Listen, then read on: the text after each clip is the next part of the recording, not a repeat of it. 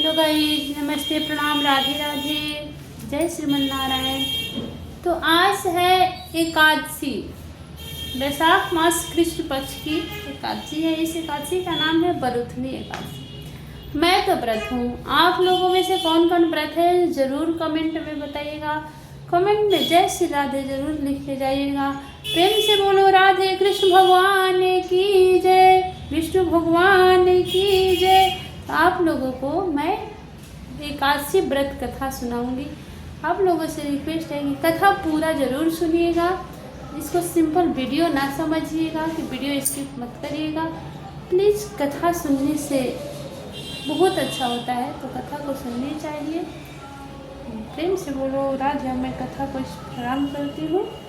राधे कृष्ण भगवान की जय।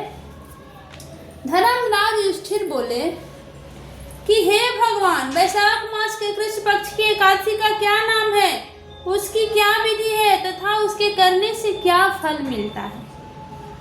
आप विस्तार पूर्वक मुझसे कहिए। श्री कृष्ण जी कहने लगे कि राजेश्वर, इस एकादशी का नाम बरुथनी है। यह सौभाग्य देने वाली है, सब पापों का नष्ट करने वाली तथा अंत में मोक्ष देने वाली है।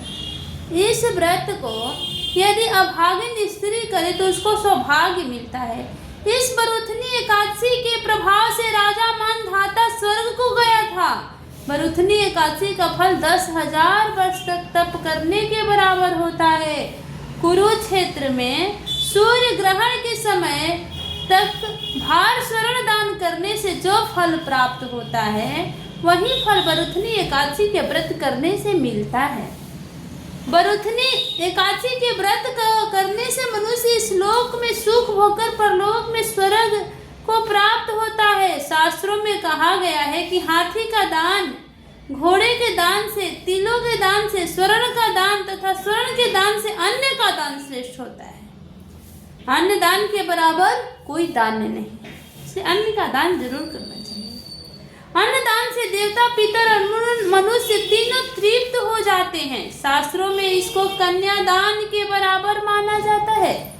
बरुथनी एकादशी के व्रत से अन्नदान तथा कन्यादान दोनों के बराबर फल मिलता है। जो मनुष्य लोभ के वश होकर कन्या का धन लेते हैं, वे प्रलय काल तक नरक में वास करते हैं या उनको अगले जन्म में विलास का जन्म भोगना पड़ता है। जो मनुष्य प्रेम और धन सहित कन्या का दान करते हैं, उनके पुण्य को चित्रगुप्त भी लिखने में असमर्थ हो जाते हैं।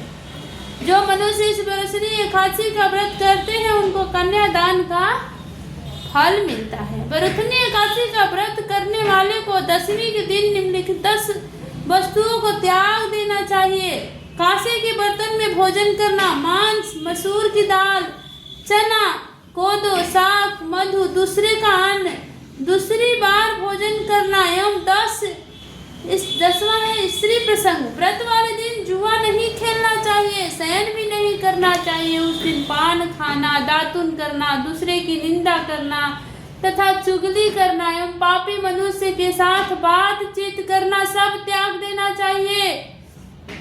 उस दिन क्रोध तथा मिथ्या भाषण भी नहीं करना चाहिए। इस व्रत में नमक, तेल अथवा अन्न वर्जित है। हे राजन, जो मनुष्य विधिवत इस एकादशी का व्रत करते हैं, उनको सर्वलोक की प्राप्ति होती है।